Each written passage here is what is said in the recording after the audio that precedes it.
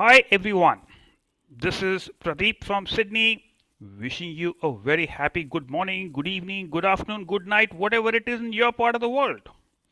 But I know for certain that in Sydney it is 11:30 p.m. And let me tell you, in 3 hours, our summertime commences in Australia, and the time differences will further increase. Why they chose 2 o'clock in the night to change over time, I have no idea and I have no desire to find out. But I am delighted today to present GCC episode 36. And it is yet another fabulous session. Why is it fabulous? Because all of us are fabulous people. We've got some great people who are joining us for fireside chats. And we've got yet great people who are going to join us as part of a leaders panel. And what is this leaders panel? Well, they behave like leaders. They think on their feet and respond to the ongoing discussions by asking questions to the speakers of the day or giving their perspectives, even though the topics being discussed may or may not be of their skill set. So, folks, let's kick off. And to introduce the first speaker of the day today, I will ask Sunil Mishra, who is currently traveling. I don't know whether he's got a Uber or whether he's in a cab, but he's definitely on his way from his home in Boston to Boston Airport. So please give a big round of applause to Sunil. Sunil is 1981 BTech from IIT Delhi, and he is a CEO of a company called MTech, which is focused on digital transformation, or so he tells me. I have not seen him being transformed to an avatar or a hologram as yet, but that's life. So please give a big round of applause to Sunil to introduce the first speaker of the day. Over to you, Sunil. Thank you, Pradeep. Hopefully, everybody can hear me. Yes, I am in a car heading to the airport, and Pradeep is actually not quite right. I have transformed myself from a regular Nilgiri Fatru in 1981 to a productive member of society. So I think that is transformation enough for now. But it gives me great pleasure to introduce Anil. Anil is an old friend. Same batch as mine. We actually went to high school together as well. So I've known him for, I don't know, 45, 50 years now or something like that. And unlike me, Anil wasn't really a fatru and much more serious guy than I am. Uh, he'll go through his story a little bit through the fireside chat. But one of the fascinating things that we were lucky enough and fortunate enough to do was to travel globally and actually live in many places. And Anil has the pleasure of having lived in at least 3 continents, maybe more. He can talk about this a little bit more, but he has a fascinating career.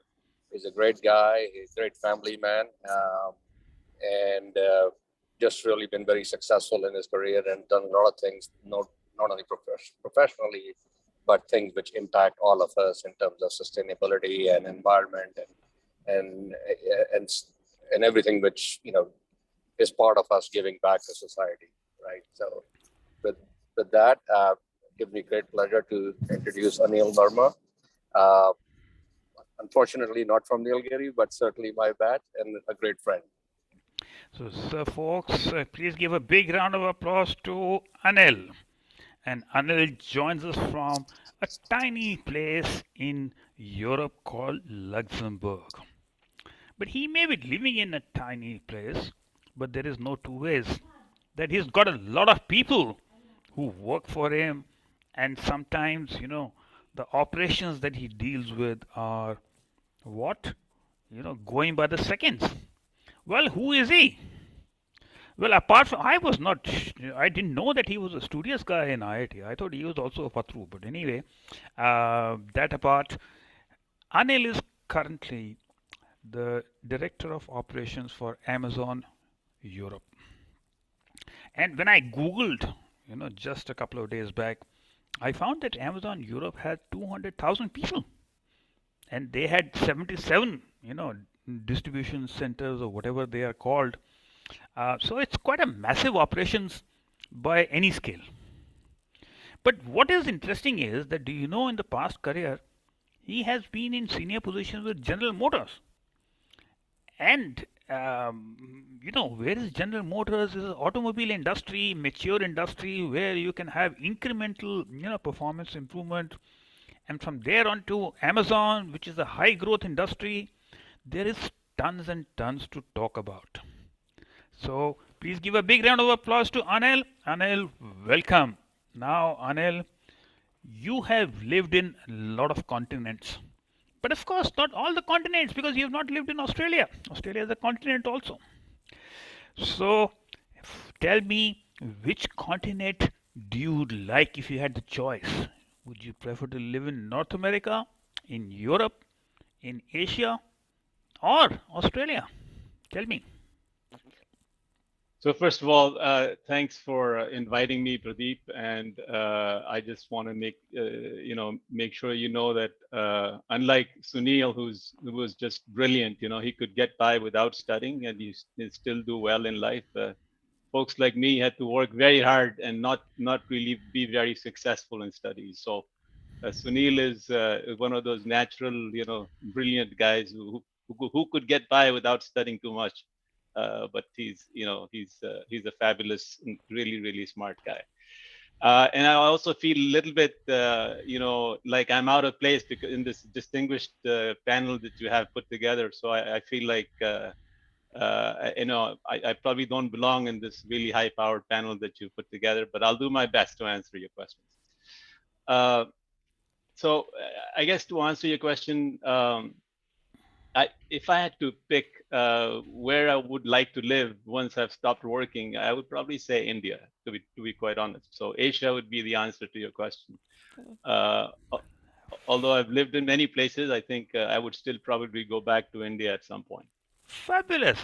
Now, my second question is that, you know, when you were about to get the Amazon job, did you kind of practice for interviews and kind of have mock interviews and all that kind of a story? That's an interesting question because Amazon has a very strange interview process when they hire people, and there is so like a lot of companies, we have what we call sort of leadership principles, principles that we use for, let's say, run our business on a day-to-day basis, and these leadership principles are actually available on the internet. If you go on the internet, you can read about them. Unfortunately, when I got the call from the headhunter to actually interview for my role in Amazon, I didn't have any clue that that there were such things as leadership principles. I had heard of Amazon, of course, and I just assumed that it would be a regular interview like some other large companies, and I didn't. The thought didn't cross my mind that these leadership principles are what they use to interview people. So effectively, there's of course a panel of interviewers who interviews everyone. So this is a normal process, whether you're hiring in at the bottom of the company or mid-level or top. Everyone goes through the same process, and the questions are based on these leadership principles because they try to assess if the person that they're hiring actually meets or satisfies these leadership principles to some extent. So I was, and most people know about this and they look it up on the internet, prepare themselves to answer questions based on these leadership principles. I walked in blind. I absolutely had no idea that they existed. I walked in there with, no concept of what they were going to put me through. And I spent, I think, 2 days going through a bunch of interviews, first on the phone, and then actually also a round of interviews in India because I was based in China at the time when I was interviewed, and then a second round of interviews in Seattle. All of this time, I had no idea that the leadership principles were what I was being tested on, and they don't tell you that, of course, but they assume that you know. Somehow or the other, I made it. So I guess it was a strange situation. And so I tell myself that I'm probably, the only person who's hired into the company without having read the leadership principles of the company, right? Which is a Love very it, strange love it. So, situation. Anil, tell So us what happened after you finished your BTech in 1981. I know that you went to Detroit. I don't know what made you go to Detroit, which has temperatures of minus 30 degrees and all that. But what has been the journey post IIT? Uh, well, I think my journey is probably not too unusual from a lot of people in my generation. I think I finished my IIT education, and pretty much, although I worked for a few months in Delhi, but I pretty much went straight to the US to do my master's, and also actually ended up doing a PhD as well uh, in the state of North Carolina, which is actually quite warm. And then from there, I actually it turns out that I got an internship at General Motors during my PhD. I spent an internship in General Motors, and I guess they liked me enough to where after I actually finished my PhD, I was hired into General Motors. To work in basically their finite element analysis group at the time, which is what I ended up doing as my first job in GM in Detroit area. So that's how I ended up in Detroit. So it was just purely, I guess, accidental. Someone told me to do an internship there and helped me land this internship, and from there I basically just went forward. So And that's the then, reason then why I and ended then up. what happened? You see, because I know you went from so-called East Coast, North Carolina. RTP is now very famous in terms for innovation. From there on to Detroit, and then you joined General Motors. Then how was the journey within General Motors? Yeah, so I actually worked in General Motors for a few years in the Detroit area, and in the meantime, I actually also ended up going to the University of Michigan Business School in the evenings to do my MBA program. So it was a long, difficult time at that time. But then after that, I decided that I wanted to just go back to India. I'd had enough of living in the US, and there was a job opening available within our company to go work in India in actually the components division of General Motors.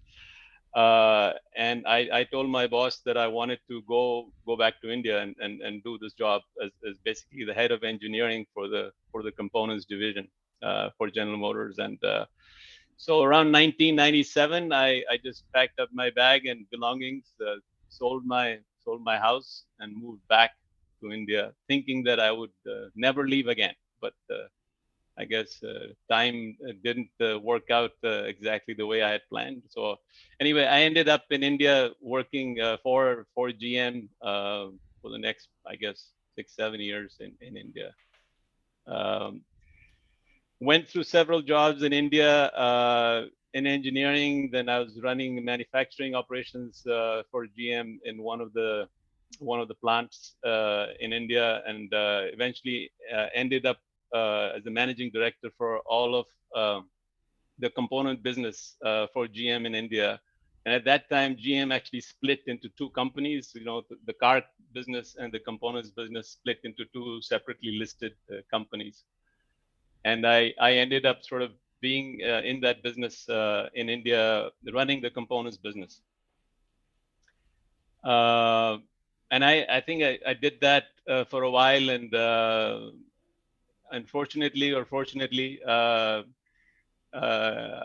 actually had some interesting things happen to me while I was running operations in India. That I was actually we had 6 manufacturing plants in India that there was production going on. I ended up having some union issues in one of my plants in Greater Noida, and I was, I guess, you could say, not very experienced in handling, union issues in India, having not really worked in India much. I guess to make a long story short, I actually took some very, difficult decisions to deal with the union, and ended up probably pissing off a lot of union members in India, as well as the local politicians where our plant was located, because I took a pretty tough stand, and it resulted in a lot of issues that I had to deal with local politicians. And I decided that I probably didn't want to hang around too much longer in India, because it was too much political pressure was coming on me. And at that point, I decided that I should probably move out of India for my sake and for my family's sake. I decided to move back out, even though I didn't want to. I just had to do it. And so moved into Tokyo uh, from India, because I thought I wanted to be away a little bit. And so our company had its Asia Pacific headquarters in Tokyo. And so I ended up moving to Tokyo for about a year and a half. And then I think from there, I actually moved back to the US again, back to the Detroit area, to the worldwide headquarters of the company. And I don't know how much you want to know, but anyway, I ended up back in Michigan, and then No, I am went very, through very some interesting interested, times. Anil, because you see, here is doctor, and I didn't even realize that you had done your PhD. So here is Doctor Anil Verma landing up into the hurly burly of Indian politics, and then from there going on to Japan and to run the Asia Pacific, and then on to back to US. And I'm sure that General Motors must have been going through a catharsis at that particular point. Is that true? Uh, Actually, this was I ended up back in the U.S. and just this is just before the sort of worldwide financial crisis, right? 2007, 2008, I believe. And so my sort of components business of GM, as well as GM itself, actually ended up in financial crisis at the time, for various reasons. I guess I don't want to go into why that happened, but anyway, so the components business, where I was a part of, actually went into Chapter 11 bankruptcy. Uh, and I think if you're familiar with the bankruptcy process in the US, it's kind of unique in the sense that unlike other countries, you can actually sort of restructure your company. And if you are successful, and some companies can be successful, you can work your way out of bankruptcy into a viable company again. And I decided to actually sort of stick around and try to help restructure the company with the help of a few others, of course. And then we sort of restructured the company over the next few years. It was not a pleasant time, because, of course, a lot of people lost their jobs, and we closed a bunch of operations across America, and so it was a difficult time. And then once it was sort of done, right, we kind of emerged as a financially viable company, which was basically, we lost 2/3 of the revenue essentially, because it was from $30 billion company, we went down to like an $11 billion in sales company. And I had had enough. I thought, I'm done firing people, and I don't want to close any more factories, because it's very difficult. So I ended up actually, I told my boss, I want to get away from it. I don't want to do this anymore. And I had an option to go to Asia again, so which I wanted to do in the first place. So I got an opportunity this time to move to China. And so I ended up going back to Asia, to Shanghai. And so, basically, I worked in the Shanghai area for several years. And before, I guess Amazon came knocking on my door, and I basically hired into Amazon. So very interesting. You keep crisscrossing all over the world. You keep hiring, firing people. You run Asia Pacific operations. You run large number of companies, and you pack your bags and go wherever you want to go. So what about the family? They just pack their bags and go along with you.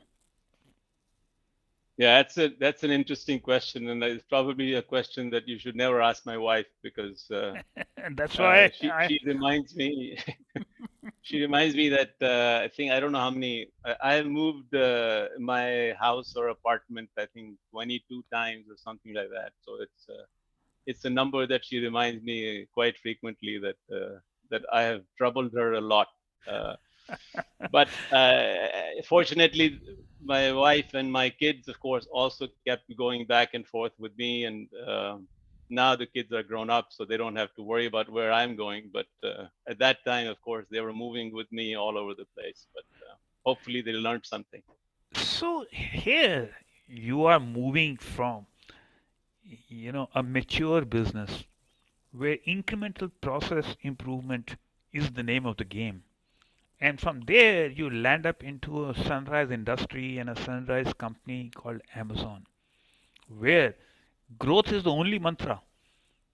So, what transition did you have to go through as a person and in your work? That's a really good question, and I think I would be it would be fair to say that the first year in Amazon was quite let's say interesting experience for me. Like you said, coming from a industry where which was very mature and where profit margins were quite compressed and highly competitive environment in General Motors. Um, Going into Amazon, I think the first thing that the person who hired me, his first line to me was, he said, Amazon is a Fortune 500 company, but is growing like an Inc. 50 company, and that was true at the time, right? So it was fairly massive at the time that I hired in, now almost 9 years ago, and it was still growing like an Inc. 50 company. So uh, it was. I was actually struck in the first few months about how quickly we were making decisions worth large sums of money, but very quickly. Uh, and uh, and those kinds of decisions in GM would have taken weeks and months, right? Because we would analyze business cases forever and ever before we would make a decision to invest. In Amazon, it was yes, you analyzed it, but you didn't spend a lot of time doing 5 rounds of analysis. You would just do an analysis, make a decision, and move forward. So I think the environment was very different because if you have to grow at that pace, you basically need to move fast, and you cannot dwell on your decisions forever. And you get decisions wrong many times, so it's not all the decisions are perfect because, of course, when you move that fast, you make some mistakes, right? But hopefully, you don't make more mistakes than the number of right decisions, right? So in the end, if you so speed helps as long as you get the right decisions most of the time. So, That makes so sense. herein my next question is that let's fast forward to the pandemic. Here, this is the biggest growth opportunity for Amazon. But at the same time, it comes with so many caveats and so many do's and don'ts. So, how did you kind of manage, and especially you were running operations? So, how was that part of the journey? I think I don't know if it's any different than the rest of the world. Like I think everyone went through a difficult time during COVID. So it's not just Amazon. I think almost every company in the world had to struggle through that. But in our case, because of the nature of the business, right, to keep the business going, you basically have to have people in the warehouses, right? You cannot work from home and fulfill customer orders, right? Although I had the luxury of working from home, but I think for the company in general, of course, we had to be working in the warehouses. You're right in terms of your point about the growth opportunity, right? Because everyone, of course, is doing more, sort of ordering online, and that helped to sort of propel the Amazon business quite rapidly over the last couple of years. Uh, but it was very difficult for us to sort of achieve that situation because we are, of course, wanted to make sure that we protected our associates working in the warehouses from COVID. So we had to effectively redesign our workplaces in the warehouse to maintain a 2 meter distance basically between between all the people. And we launched, obviously we had physical barriers that we installed between people, but on a large scale, right? I mean, because if you think about it, each of the warehouses had anywhere from 1,000 to 3,000 people working in it, right? So these are large warehouses where you were trying to maintain a 2 meter distance between all the people at all the times, right? And then, of course, we, like a lot of companies, we did a lot of investment to make sure that happened, and also installs lots of other, relied on technology to make sure that we could do this effectively. And obviously, I still remember the early days when we didn't have enough masks available in the world, right? I mean, in the early days, there weren't any masks available, and there were very few manufacturers, and we had, literally, tens of thousands of people that we needed to provide masks to.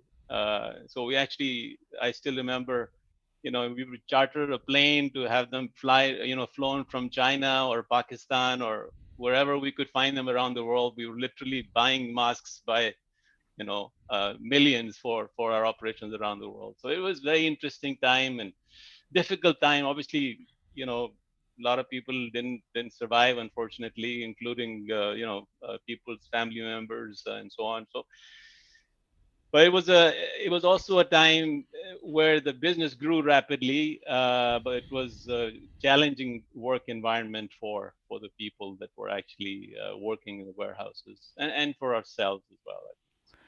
I have tons of questions, but I have also invited leaders to ask questions of you, to put you on the spot and to give their perspective and to introduce the first member of the leaders team. I invite my batchmate Shashi, who is speaking from Boston and has been making her mark with the Harvard Arts Museum. So please give a round of applause to Shashi. And Shashi, please introduce our first leader panel member. It's my pleasure to introduce Susan. Susan and I, our time in IIT Delhi overlapped during the 1970s, and we were both residents of Kailash Hostel, which was the only girls' hostel at that time. And Susan has many talents, and she contributed a lot to the culture and spirit of the hostel as well as the whole of IIT. She, after her BTech, later on in her career, she was to join the executive education program at Harvard Business School.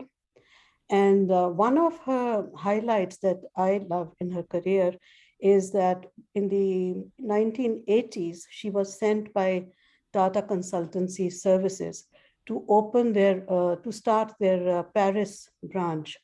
And she was also the manager there. And not only she contributed to the work at TCS, but this was a great exposure for her to art and museums, which is very much in line with her, her interests. And she had, after that, she had many, many years of work experience at the World Bank. And that experience has culminated in her now in being a consultant and being very interested in corporate governance.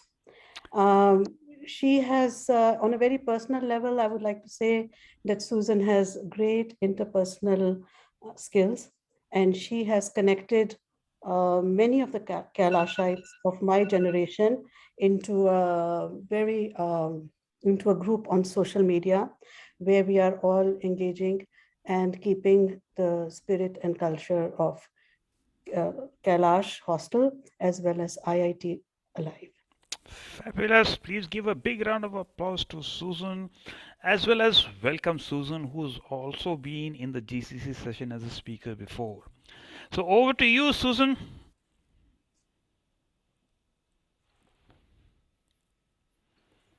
Susan is muted. Susan, can you unmute yourself? Sorry. So thank you, Shashi, for those kind words. I really appreciate the fact that you introduced me, and I didn't give you a script. So that was nice. It was nice to hear So, you talk Susan, about what me. about thank you to me for the kind words? Can I come to my next sentence? Where I was going to thank you for inviting me to this panel, and for all the work that you're doing, connecting people, and we get to see here remarkable stories like Anil's journey over a number of decades now, and across continents. So thank you for that, and thank you, Anil, for sharing your journey. I was kind of curious about one thing in all your journey that you talked about. Did you have any mentors or any people kind of looking out for you or advising you as you progressed in your career, whether it was in Ford or whether it was in Amazon? That's a really good question. People often ask me that question actually, and you know, but I guess truth be told, I actually had no mentors at any point in time. I was sort of just going with my gut instinct, I guess, at all points in time. And but yeah, I don't know if it would have been better with a mentor, but I I I guess chose not to have one. Okay. Okay. Were there any leaders that kind of inspired you to uh, behave like them, act like them, learn from them? Because when I kind of look back on your journey and mine as well, and some of the others that I've heard on GCC, uh, there's always at critical points in your career somebody who says something like the person who said that statement to you when you joined about Amazon behaving like an Inc. Uh, company rather than a Fortune 500 company. Um, were there any people like that that kind of influenced you? May not be as a mentor, but just as a leader and made you think, aha, that's somebody I'd like to be like when I grow up. No, I think there were always people that within the organization that I sort of, thought highly of, right? And there were Mm-hmm. people that I would say, okay, this person is, has the traits that I, really admire. And so I did have those people. In fact, the person who hired me, who made this comment that you just cited, he hired me to work for him. Initially, he hired me to work in Seattle. Mm-hmm. And so I was supposed to report to him in Seattle, and then at the last minute, Amazon decided they wanted me to work in China because I was based in China, and they said, "Why don't you stay in Beijing, and we want you to help with the Asia Pacific operation," which I did. And so I ended up, even though the person who hired me to work for him in Seattle, I ended up working for someone other than the person who hired me. But I always remembered this person who hired me, and I was quite impressed with him. And later on, when I had already worked in China for about a year and a half, of course, Amazon was actually closing down operations in China because we were basically not doing so well against Alibaba at the time. And I actually reached out to him again because I admired this person. And this person was actually at the time based in Luxembourg. And that's how I ended up in Luxembourg. Was I reached out to him again and I said, I'm looking for another opportunity. And he said, well, just come over to Luxembourg. Yes, I mean, I think those sorts of people I probably ran into, over a long period of time. Different people at different times, not necessarily mentors, but people that I thought, were thought highly of and sort of reached out to whenever I, thought. And I think it was mutual, right? They also felt some level of, respect for me, and I also respected them. So yeah, it was good. Okay, lovely. Thank you, Susan. We will now move across to the second member of the leaders panel. And to introduce the second member, I'm delighted to call upon Saurabh. Saurabh is making waves in AI, and he was in financial services before.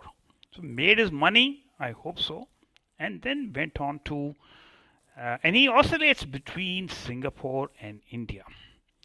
And there's more about Saurabh that we will talk about later and also in the next GCC session. But over to you. Please give a round of applause to Saurabh, and Saurabh, please introduce the next speaker of next leaders panel member.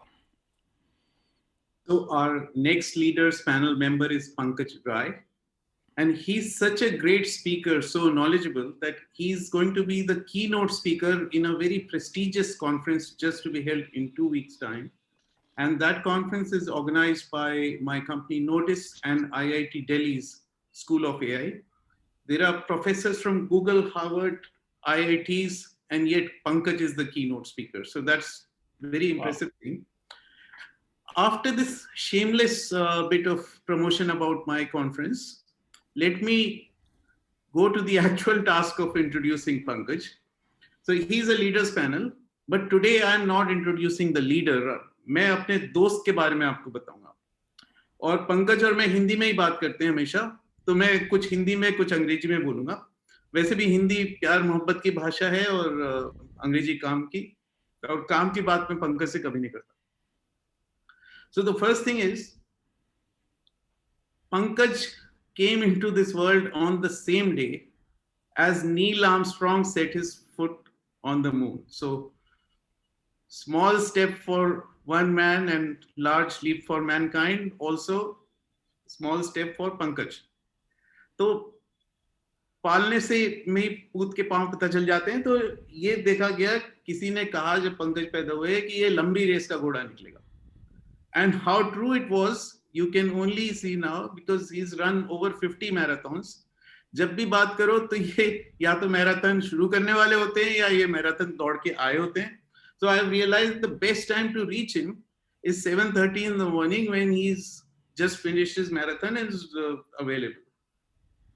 Now, in terms of formal stuff, he went to modern school, then he went to IIT Delhi, then he went to IMA. So platinum plated educational record.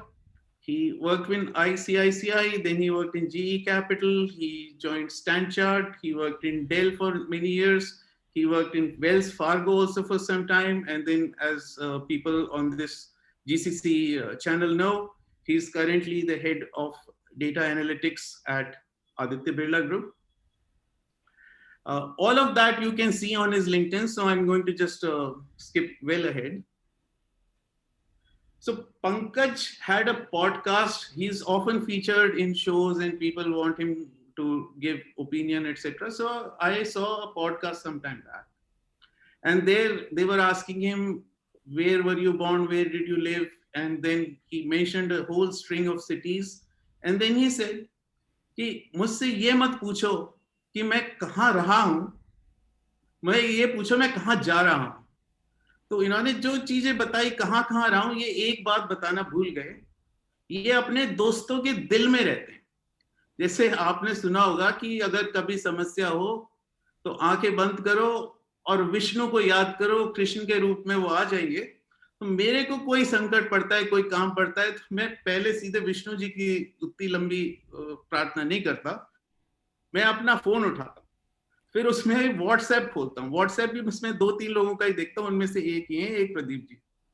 तो WhatsApp में मैं पंकज को message लिखता हूँ सुबह 7:30 बजे, 2-3 minute में आता है, बस इसको कांटेक्ट कर लो, इसको कांटेक्ट करो. There is no other introduction.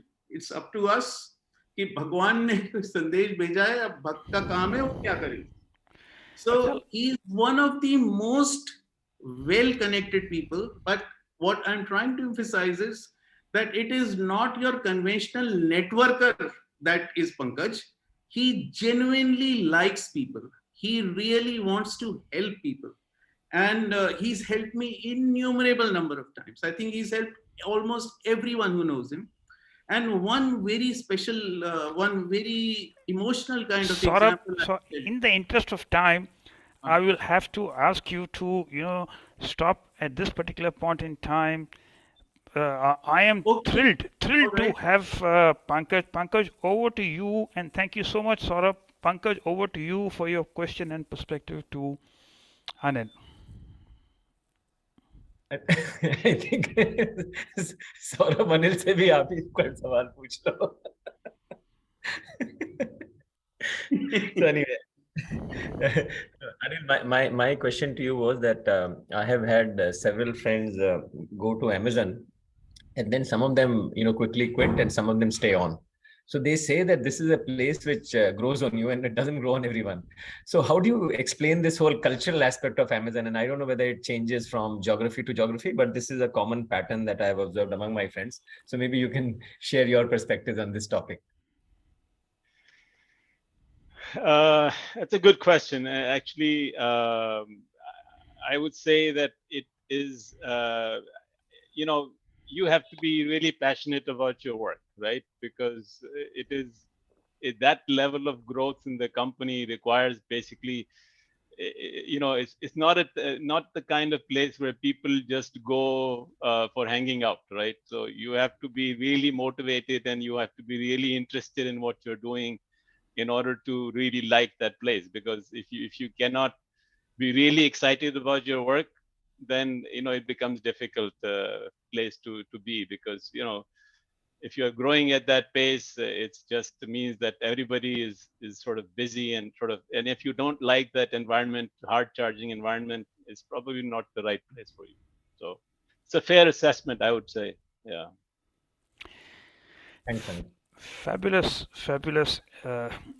We have lots more questions to ask you, Anil, and all of us.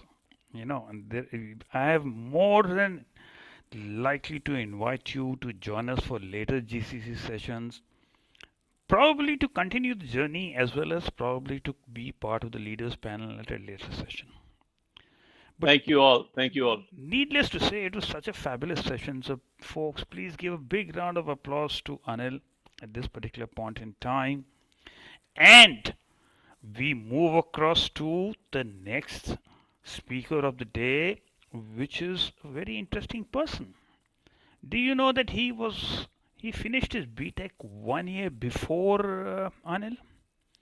So probably when Anil meets this gentleman, he will have to touch his feet because he's a senior. So this gentleman went from IIT Delhi to Johns Hopkins. And then his journey, he's been oscillating between academia, entrepreneurship, India, MIT, and I don't know what all. The gentleman that I'm talking about is Alok Agarwal, who, among other things, is also the founding director of IBM Research in India.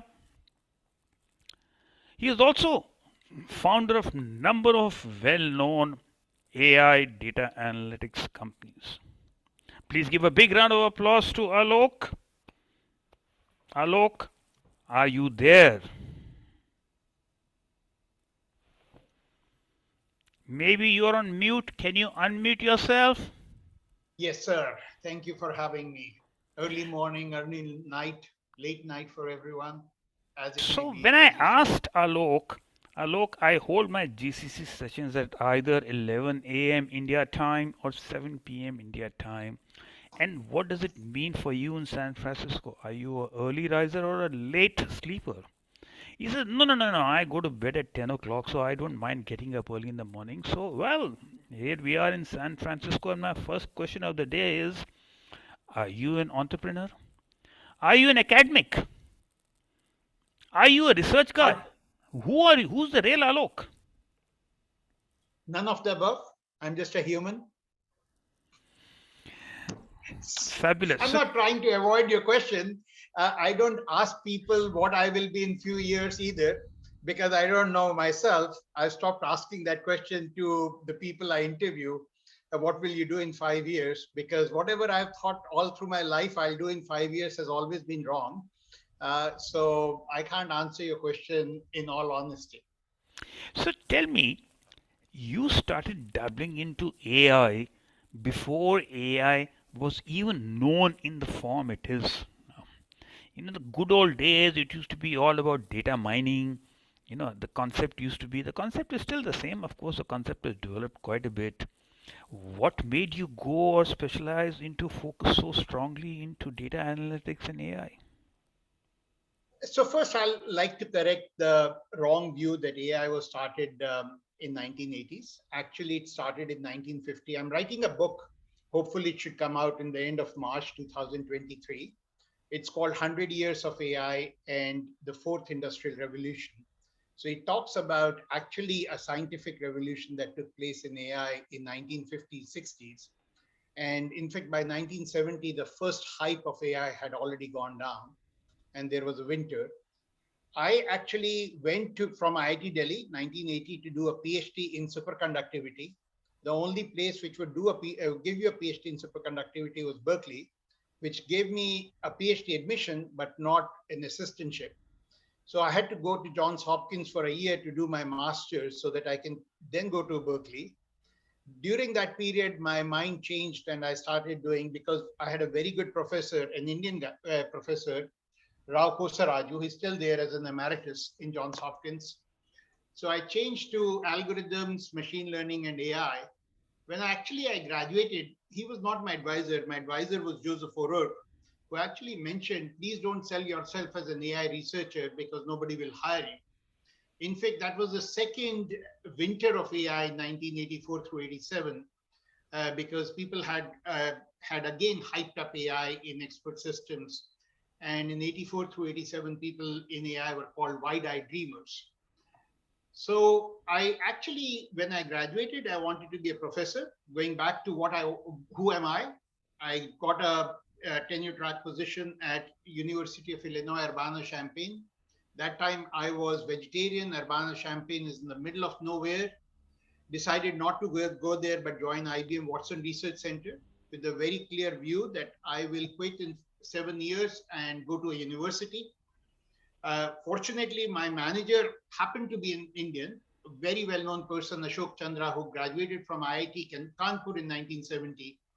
And when I told him, he said, yeah, sure, absolutely, by all means. I got a chance after writing a lot of research papers to teach at MIT for a year, which was a good thing because I thought I'll check it out before I move.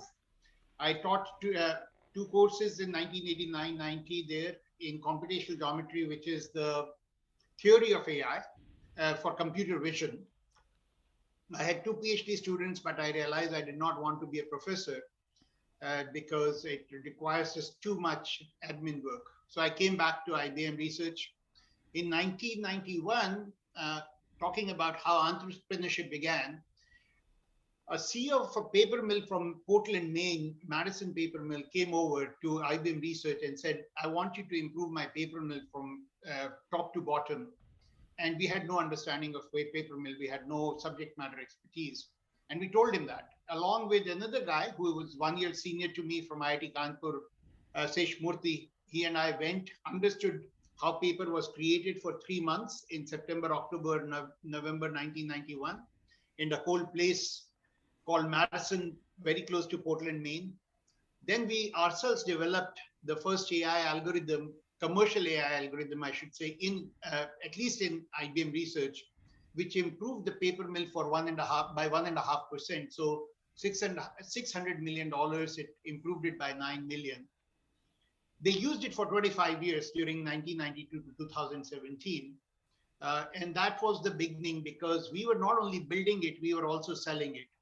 IBM Research did not have its own salespeople, and IBM salespeople only knew at that time how to sell hardware or simple software.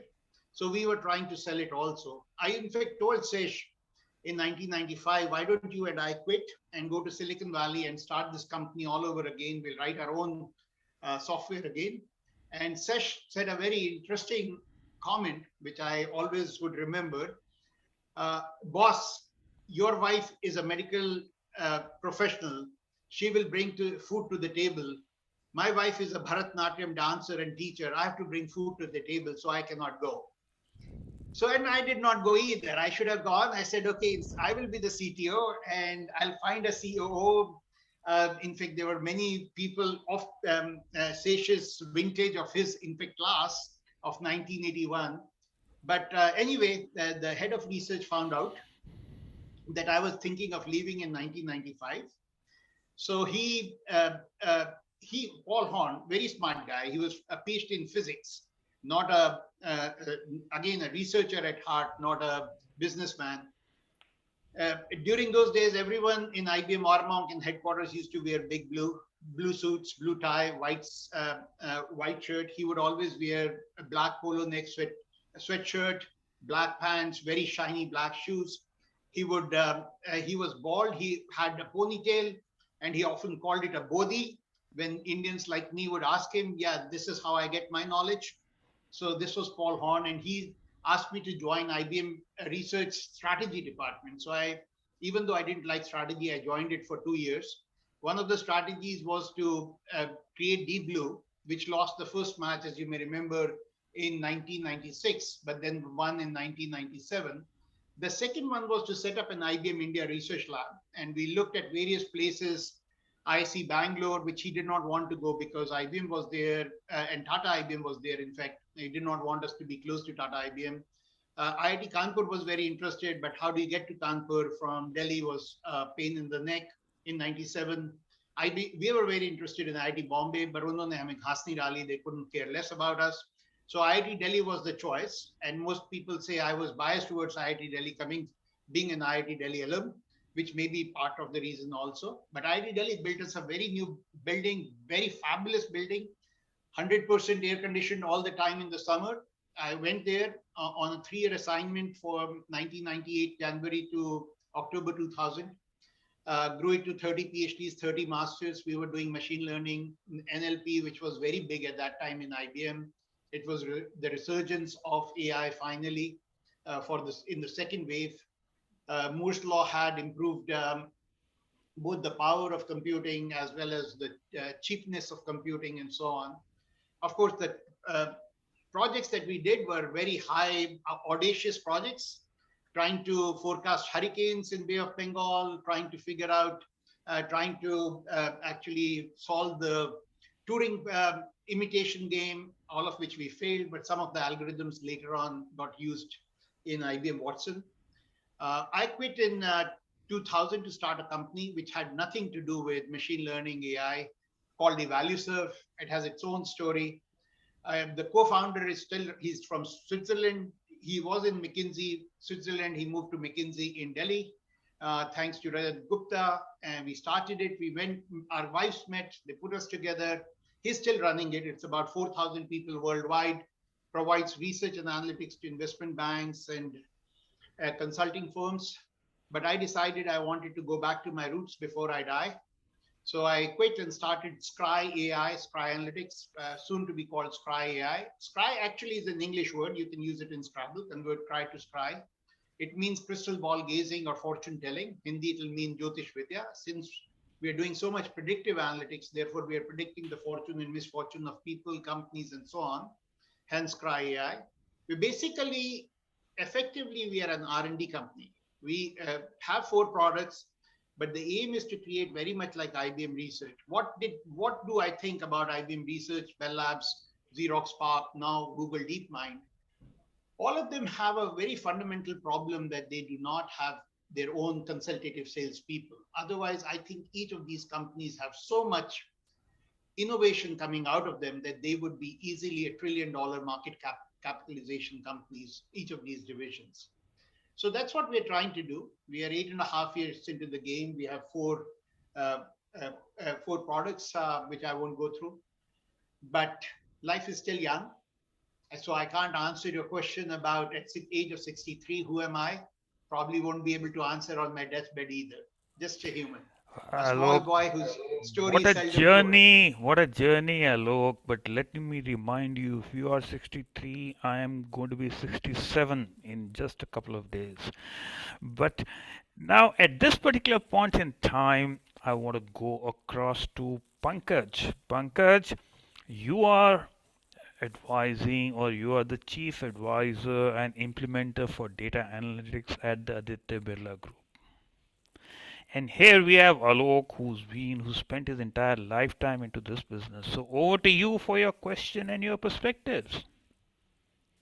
Yeah, so I've I've had the honor of knowing Alok for a long while, and we chat a bit in between. So Alok, let me ask you about the group that I belong to, which is sort of the world of manufacturing, factories, and so on and so forth. And the way, and frankly, I'm very new to this. I'm just 1 year old, and I have also been associated more with websites and other types of things, not hard factories and so on. So one of the things that I'm now seeing is that there's a bit of a resurgence of this whole manufacturing, in India and globally. And maybe the reason could be that we had outsourced everything to China, and then we realized we need to do some of the things ourselves. So how do you see the relevance of AI in factory and manufacturing? And many of these factories are so old that they don't even have sensors, they don't even have data. So how do you think some of these things will play a role in that world? Because all of us talk about metaverse and all of this virtual world, but no one seems to be talking about factories. Actually, you may be surprised. Around the world, there is a lot of discussion about factories, about industrial Internet of Things, IIoT. And yes, India is behind, and some of the factories don't have probably data along. But I would say the same was the situation, to go back to paper mills in 1991 in US also. They had no data, and they had nothing really other than programmable logic controllers, which you guys would always have, because otherwise you won't be able to make anything. So the whole idea now, it's much cheaper. I mean, that time we collected data. In fact, Madison paper mill guys collected data for us, literally by hand. Literally, they had to put a few people from the union who were collecting day in and day out. But now you can buy actually, and we can talk offline, buy various IoT devices which can be connected to PLCs. And most of these IoT devices work on a protocol called SCADA, which will collect all the data, and therefore then you can use it for anomaly detection and so on. In fact, we are working with it's an industrial interesting city called Neom. A lot has been marketed about Neom. Neom is a city being set up in Saudi Arabia. In fact, it's a line, it's a metropolis, which is about 170 kilometers long and probably about 2 kilometers wide. And the Crown Prince has already said that he'll put in $500 billion to build it. I think it'll take more than that. But that's coming up from sand, NEOM. It's coming up from sand, all up. And there is a lot of, again, they're setting up a seaport, they're setting up manufacturing, they're setting up from ground up. But they do have, the reason I brought it up here was they do have several plants, desalination plants, because they don't get any water from the rain. So they have desalination plants which would take the salt and other things out and convert it into potable water. And again, they're putting on PLCs, IoT devices. And Pankaj, we can discuss this in great detail. But there is a lot of hype about metaverse, and AI is one of the chapters in the book. But the real, I do not know whether real metaverse, as people have suggested in the 1992 would happen or not, or when would it happen rather, 2040, 2050, by the time I'm gone. But on the other hand, industrial IoT is something which will happen, is already happening around the world, and will happen even more so because of sustainability and other reasons, recyclability, sustainability. For example, we are working with a company in Belgium, which is recycling, which is taking textiles, coats, jackets, and so on, and recycling fiber out of there. And all of that will be done because of IoT devices, collecting data, and then doing anomaly detection, doing all the stuff, missing values in data and so on and so forth, which happens all the time with IoT devices. So let me just add on to your short question. So let me add on to what Pankaj is saying, and I'm sure Pankaj is acting as if he doesn't know anything. But the reality is, in the brave new world of the metaverse, the digital twins are definitely a building block. And the world is now not people fondly call digital twins also as digital triplets, because the real the analysis and feedback loops are happening at the third level. But more about that, let's go across to Susan. Susan, what is your question and your perspectives with Alok? Susan, You're you're on muted, mute. Susan. I seem to forget this each time. Thank you for this opportunity, and it was really interesting to listen to your journey, Alok. Uh, so, the question that I had for you relates to the fact that you moved from um, academia to business to academia to business. What kind of are the key differences that you find in working in each of these different environments? So before What I is it that is required of you as an individual when you're working in these environments? Thanks, Susan, for that question. Actually, I have wondered that a lot. Before I give you the differences, I like to give you similarities, which people don't realize often. Sure. And I mean, to me, a real entrepreneur is who doesn't sell the company if it's doing well in 5 years just to make money, but who's passionate and will take the company. And it doesn't have to be his company, her company. It could be somebody else's company to the next level. To me, that person is a real entrepreneur. And so the one very fundamental similarity amongst the two groups is they are not short-term oriented, they're long-term oriented. You don't have, unlike in medical profession, for example, my wife, I mean, she sees patients and doing excellent job. The patient lives or dies as in cancer on a daily basis. And that is something that, services industry is very short-term oriented. Evaluserve was very short-term oriented. What kind of EBITDA you are getting every quarter and so on is very short-term oriented, I should say. Researchers and entrepreneurs, particularly those who are in the product business, are long-term oriented. It's the instant gratification isn't there. In fact, it may come after 5 to 7 years. So that is a very, very interesting, I would say, similarity. And both of them are building. One is building in science, one is building in reality, but both are builders. And those are two very important similarities. The fundamental difference between business and academia or research, I would say, more than academia, because I haven't only taught for 1 year, I can only talk about research. I think the biggest difference is that sales is fundamental, it's vital, it's critical. Without sales, business will die sooner or later. And when I joined or started Evaluserve, I did not realize how hard sales is. I mean, working hard for all of us is something which comes, I wouldn't say naturally, but we do it quite a bit. That's why we are sitting here at the age of 60, 55, 60, 70, whatever, because we are passionate. But sales is probably the hardest thing to do. In fact, when I joined, we hired the IBM manager who sold the paper mill for us, Bob Daigle. And I asked Bob, hey, you and I know each other for 10 years. You know, I do not know how to sell. And his comment, I would again remember, once you get slapped 9 times, you know the 10th time you'll hit the jackpot. And the ability to sell is, even in this company, in Scry, the ability to sell is probably the hardest thing in life. And to sell honestly. You can sell, of course, you can sell snake oil. You can fool a few people some of the time. But to sell honestly, I mean, you should be marketing, but to sell honestly and be well respected as a salesperson or a consultative salesperson, to me is the hardest thing and is the fundamental differentiator between the two. So, I have a question for you, Alok. Is AI still an emerging technology, or has it gone mainstream? Good question. It's chapter 8 of the book.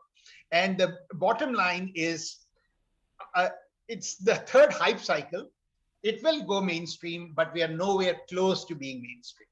So I'll give you some aspects of it. So first, people really don't understand AI. They have their own views of AI. Arthur C. Clarke had a very interesting set of 3 laws. His third law was any sufficiently advanced technology will be considered by humans as magic. So here is a technology, forget about humans, even researchers do not understand how AI systems work, how deep learning networks work. Deep learning networks, by the way, which we are so proud of today, were introduced by Russians in 1965. Theoretically, they went into mainstream in late 1990s. We still don't understand, we can't explain them, we do not understand them. But it's more than that. They have 6 very big problems. They have one of the very important ones is that they're brittle. You give some amount of small perturbation, it breaks down very easily. I mean, in the book, we give many examples, including that of the latest rage of deep learning networks called transformers, that how you can break down Imogen and all others by just giving it a horse riding an astronaut, which all of us will be amused, horse riding, huh? And then think about it and have a vision. It'll always create an astronaut riding a horse. So, I mean, the bottom line is there are 6 very strong limitations. Another one is, suppose you train a deep learning network for facial recognition, as happened in 2000, I mean, has been happening.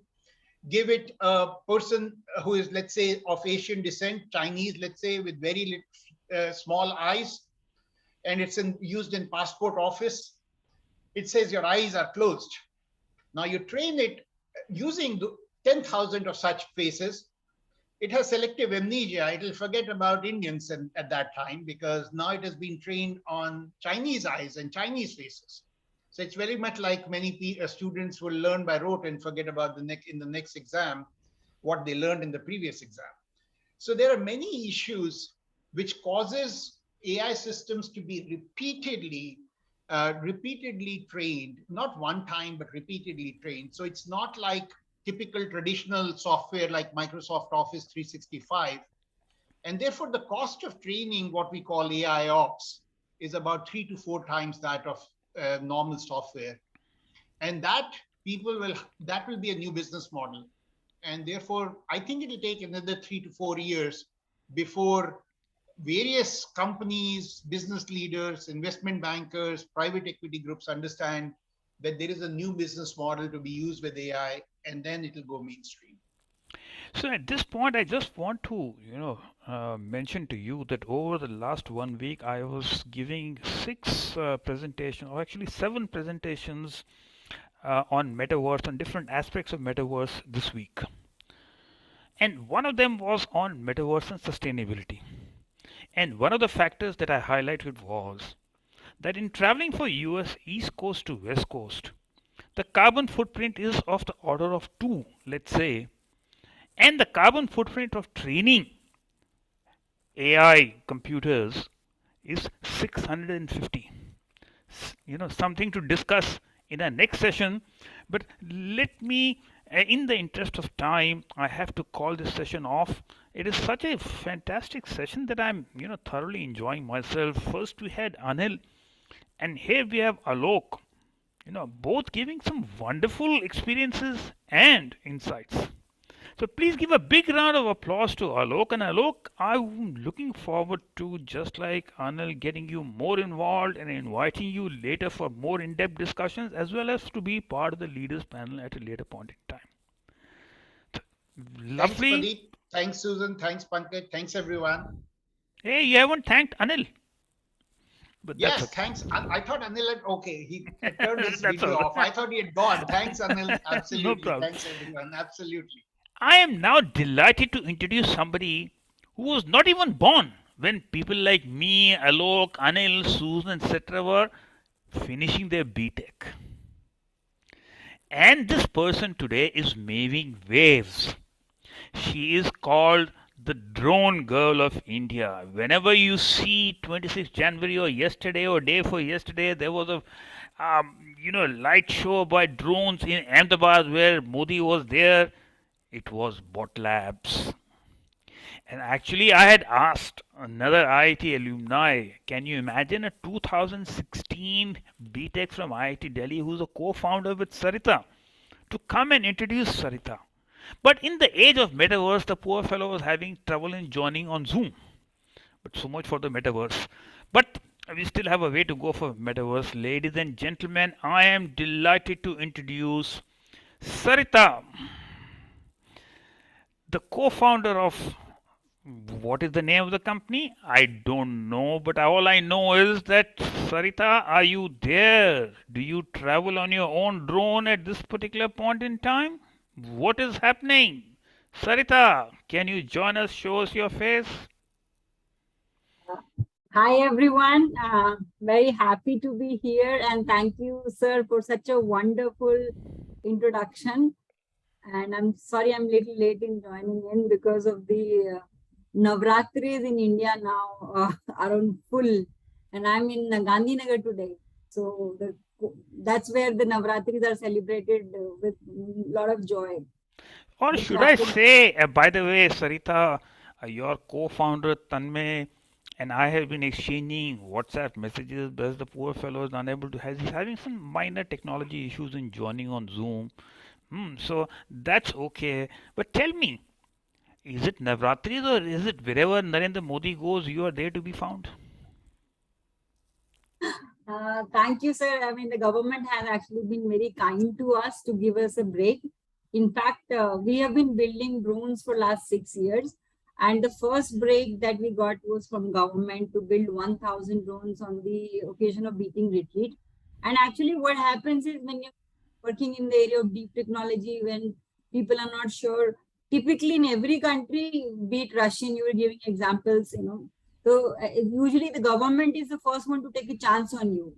And so from our association early on, now government is encouraging us that we showcase and from January to now, what improvements we have made. So we follow the Prime Minister and show our updates. Do you follow the Prime Minister or does he follow you? But that apart, tell me that you've been oscillating between India and the US. So what has been the journey? What were you doing in the USA and what made you come back to India? Sir, I did my master's and PhD from US. So my master's was from University of Rochester and a PhD from University of Illinois at Chicago. And I worked a little bit in New York, Wadsworth Center. So I was working on 3D imaging, genetic engineering, and we came back to India and I was looking at a faculty position, but before as a stopgap, I had taken up a project from Government of India. And so while I was training for half marathon, I ran into my co-founders, Tanmay and Anuj. They were fresh BTech out of IIT Delhi in engineering physics. And while we were training for half marathon for 3 months, they shared their struggle of building hardware in India. I had already been struggling to understand that why India after so long is not able to build the state-of-the-art instruments that you need in 7 PhD programs, microscopes that you need. So I had these are my own questions, and together we were discussing and we got very passionate. And by that time, Tanmay had already incubated the startup at IIT Delhi. And to me, it was surprising that there are 2 young men who are extremely talented, but struggling to build drones. And drones is, it's an upcoming technology that India needs.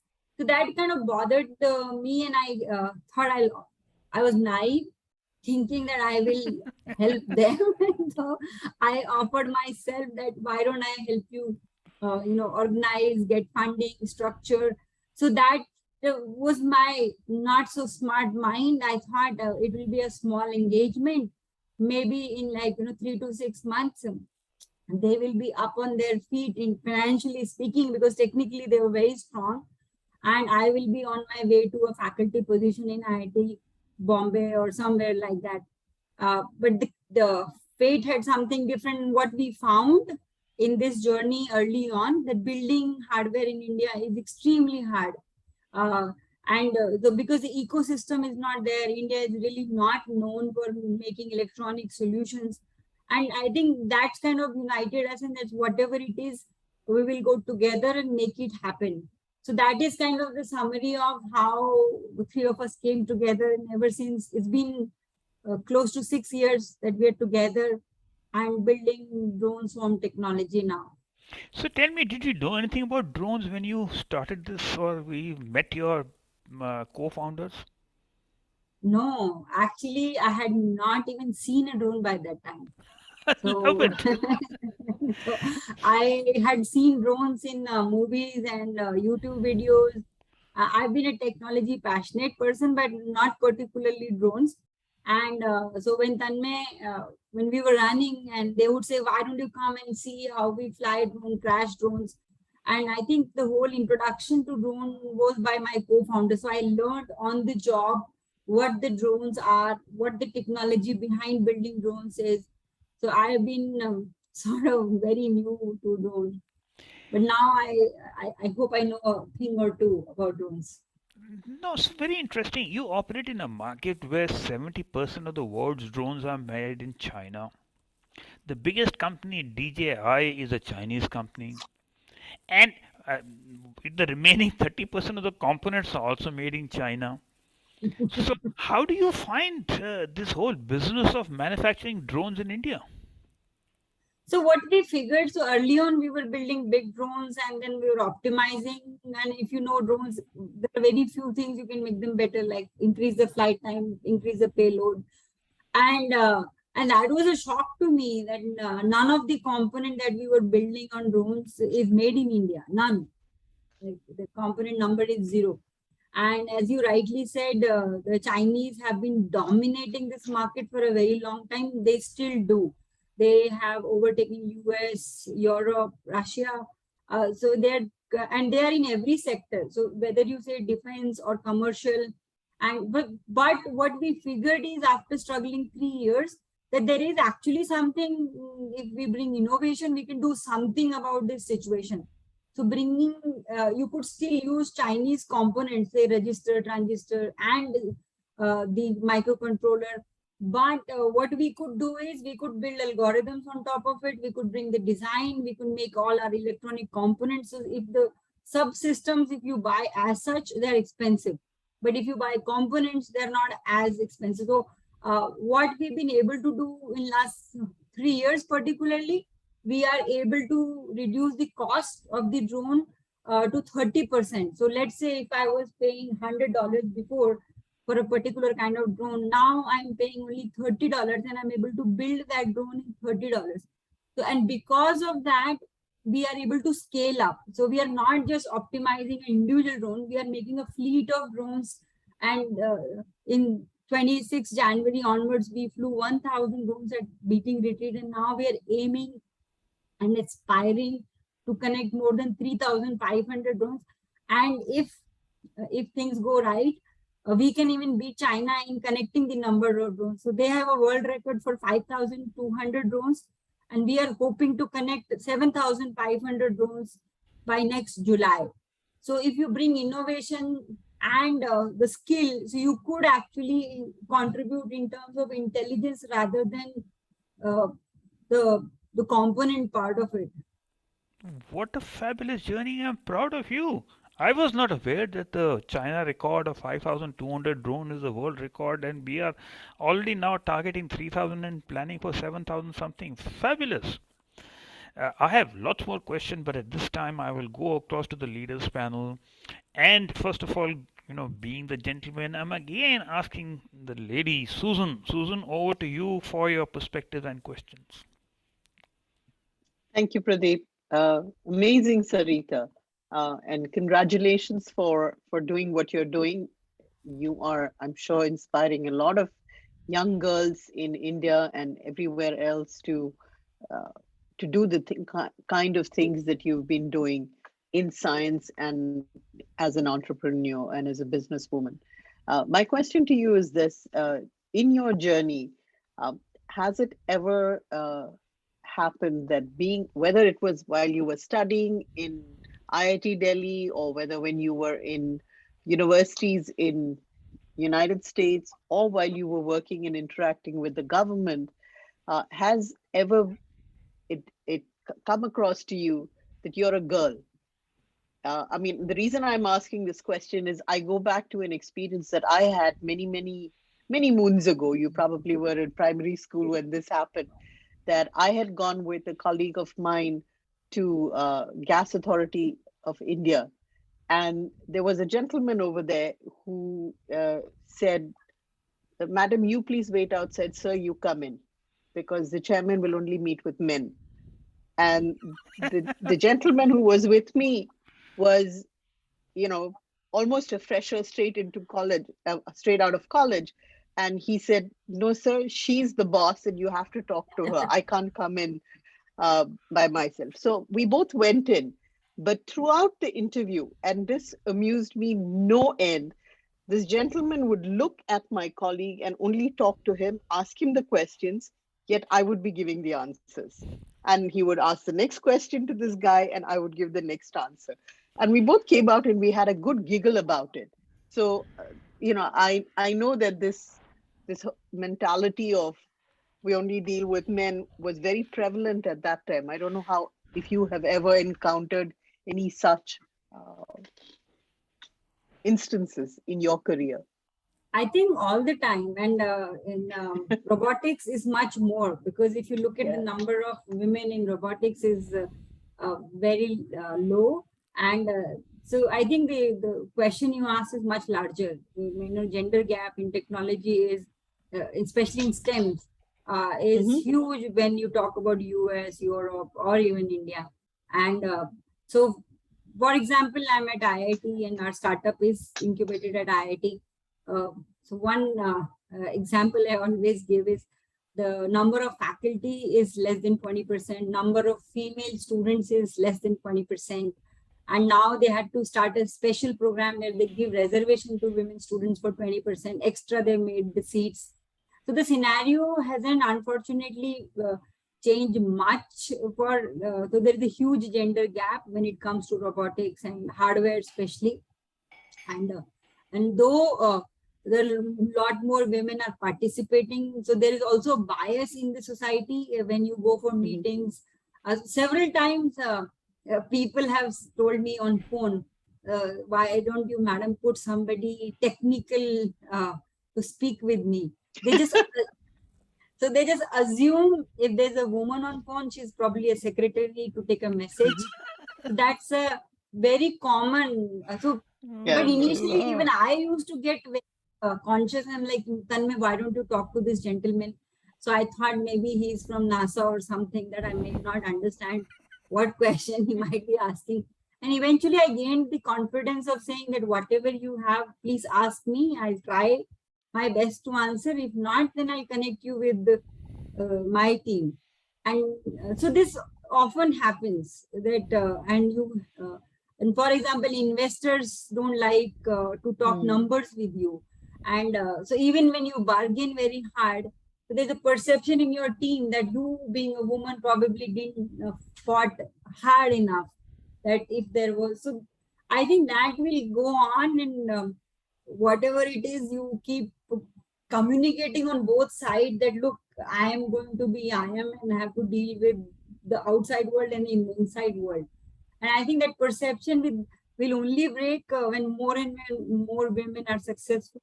Give this example that we are as tough as any men in getting equity, diluted, or fundraising, or getting more business. So I think we can't also blame them, because there are not very many examples, and women are treated to be, or assumed to be, not to be in those roles. Fabulous. Thank you. I also want to just add one thing, that I think it'll also change when the younger generation of men realize, by looking at their mothers and people of our generation who have achieved so much, that women are capable of whatever needs to be done, no matter what. So it's the men and the women, both of them have to have their mentality changed. Very but well I would said. also say that moving forward, it is the change is positive. The trajectory is going in the right direction, I would say. So, I don't Sarita, do think you you have to always? worry about this. Just one point in this regard. I don't think you have to worry too much about it. In most of the colleges here in US, more women are graduating than men. And even at MIT, 48% are women graduating and 52% men. So the pendulum is going to shift within the next 10 years. But Alok, I want to add. That's it. Alok, I want to add one fact. In India, number of female students graduating out of 12th standard BSc is a lot more. But when you look at the number of high positions where the women are actually, the numbers are very low. So unfortunately, somewhere. No, but that always happens. You see, that happened in US also. As Pradeep and our generation came to the US, we Indians were basically the workhorses. We were doing all the work, and the higher ones were Israelis, Jews, Americans, and so on. In fact, it was a very common thing in Silicon Valley in 1990s that if you want to make your startup successful, hire some smart Indians who will work like crazy. But now you see that has changed, right? You have of course, you have Jayashree Ulal as one of the women, but you have men and women who are at the top of the tech world. So I think it takes a generation, I would say anywhere between 30, 40 years before these pendulums swing. They do swing, and the ball is very big in the pendulum. But because the ball is big, it does take time for the swinging to happen. So on that Sorry, note, Pradeep, you were saying something. Sorry. no, I was going to say to Sarita that do you always use the word trajectory in all your conversations? But jokes apart, let me go across to Pankaj, and Pankaj, over to you. Thank you, Sarita. Impressive, really impressive. So the quintessential question about India regarding services and software, that we have been good at it and not so good in manufacturing. And the world of robotics and drones seems to be sort of far more, interlinked with each other than, we will do the software and you do the hardware. So how do you see that aspect playing out as we move forward? And we did hear that there's some semiconductor manufacturing is also now coming to India and so forth. How do you see the future, maybe 10 years or something in this space that you are in for India? I think it's thank you for asking this question, Pankaj. I think it's really the best time to be now for Indian entrepreneurs and even companies to be in this sphere, because I think after the struggle of more than, and we have struggled 5 years ourselves to convincing IIT Delhi that hardware is something different than service sector, and you have to treat those two kind of startups very differently. You cannot treat a software-based startup and a drone-based startup with the same timeline and the kind of resources it needs. And fortunately, because the lot has shifted geopolitically speaking, and where India is now, because now the demand in India is also internal demand is quite a bit for be it semiconductors or components. And I think because of that, there is a huge business opportunity, and wherever there is demand, supply gets there. And so I think, but it would not be as fast. I think it will take. So, for example, we do not make any lithium-ion batteries. We do not make motors when it comes to drones. And similarly, we're talking about EVs. India is making a big leap in EVs. So it will take, and semiconductors is, I would say, one step behind. So if you think of batteries, motors, a semiconductor kind of skill set that you need, kind of facilities you need, it's so yes, in 10, 15 years, India would definitely be at a much better place than where it is today.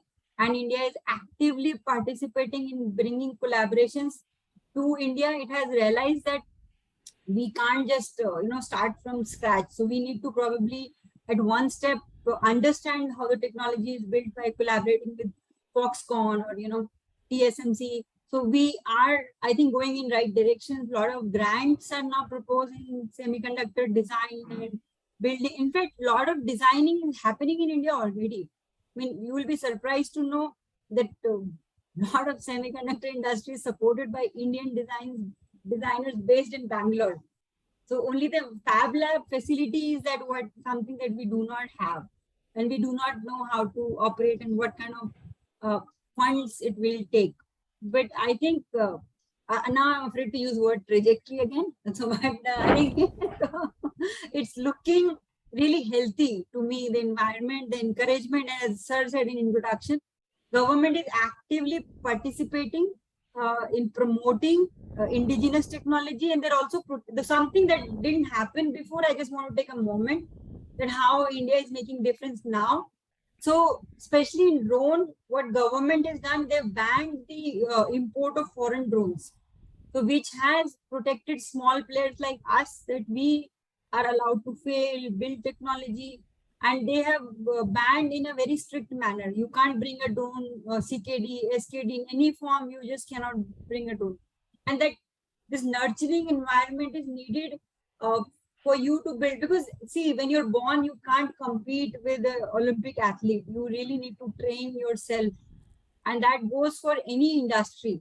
So be it hardware or any, and I think that kind of protection is just starting. And then government is also giving this schemes where, you know, if you sell this much, you can get 20% back.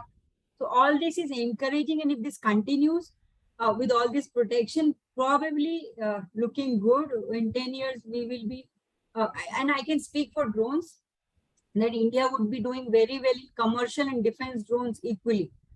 And I think that will not take 10 years. So in drone, India will make a significant presence just in 5 years.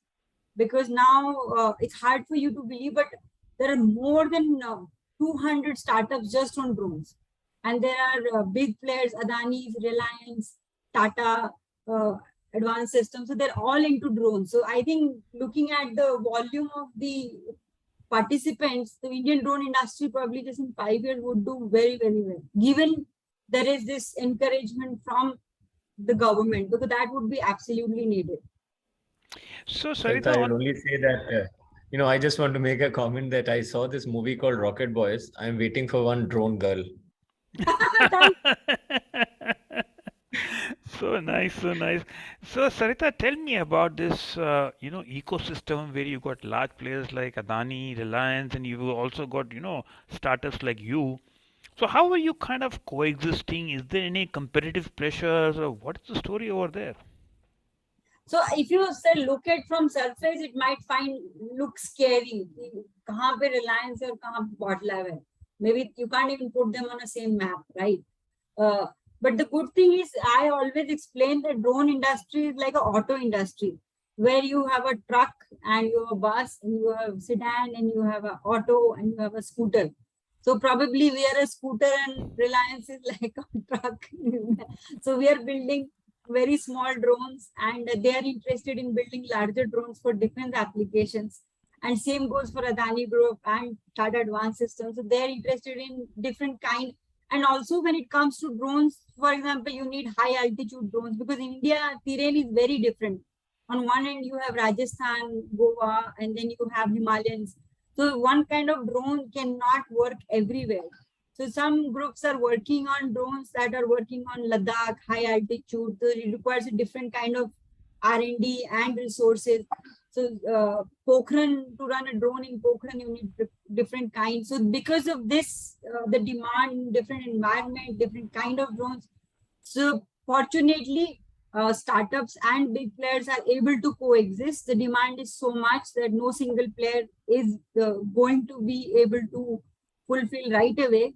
And probably when the companies grow big, maybe in 5 years later or 10 years, it might start to get consolidated, and maybe some, but for as of now, there is enough for everybody to try and make it happen.